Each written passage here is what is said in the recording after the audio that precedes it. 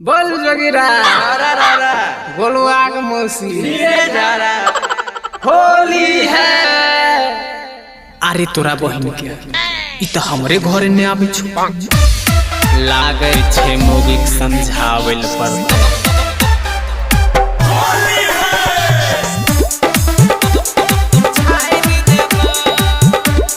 घर से बाहर नहीं निकली है, बोल दे छियो।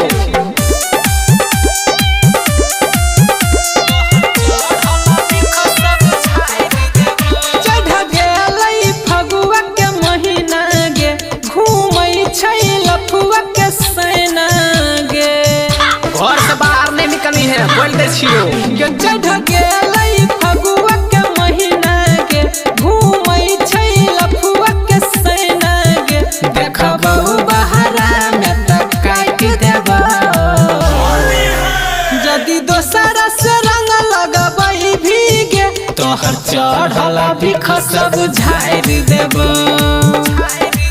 यदि पानी में जवानी डूबै भीगे, होली में गोली मार देबो।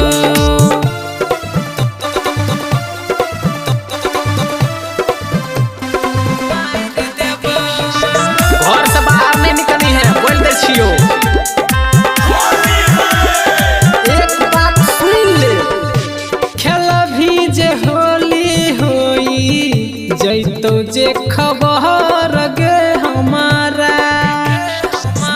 सुन के ई बतिया तनको तो नहीं सबर गे हमारा। बुझल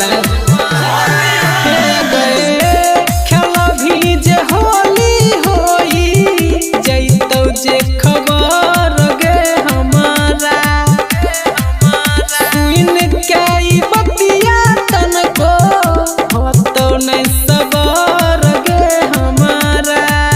पूछबौ जे सही बतई है गे, हमारा सन कुछ छुपई है गे। जे रंग करो गायर देबो, यदि दोसरा से रंग लगबै भीगे, देहिया के गरमी झाड़ देबो। यदि पानी में जवानी डूबै भीगे, होली में गोली मार देबो।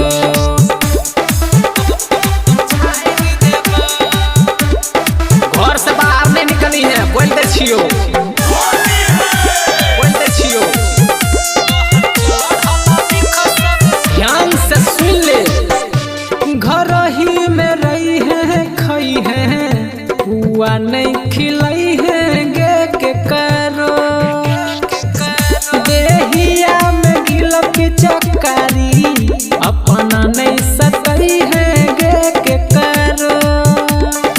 अन्य तक कपार को फाड़ देबो।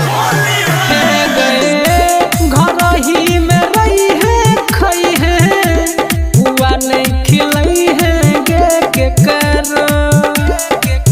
देहिया में मोट पिचकारी, अपना नहीं सटई है गे के करो। सुन कहे छोरो संदीवाना गे, रंगबई है नहीं अपन खजाना गे। नहीं तो यगिया से लोल तोहर जार देबो। पवन पुरवैया से लगबै भीगे, तोहर चढ़ल गरमी झाड़ देबो। यदि पानी में जवानी डूबै भीगे, होली में गोली मार देबो। तोहर बापो कुछो नहीं बोलतो।